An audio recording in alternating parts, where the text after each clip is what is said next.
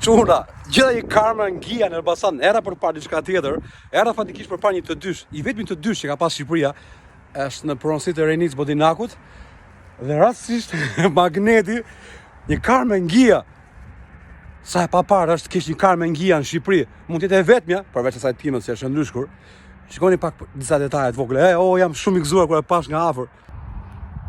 Karma Ngia, ky version është i mrekullueshëm çuna. Është versioni deri në 67-s, doli me fenerët e vegjël, sinjalet përpara. Paska Renisi, Karma Ngia. Nuk kam fuqi ekonomike ta korruptoj. Ta merja unë këtë makinë. O zot, Karma Ngia, çuna. Jam prodhuar vetëm 300.000 makina si kjo.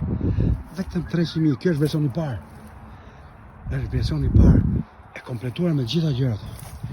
Amër Renis, gjithë surpriza je.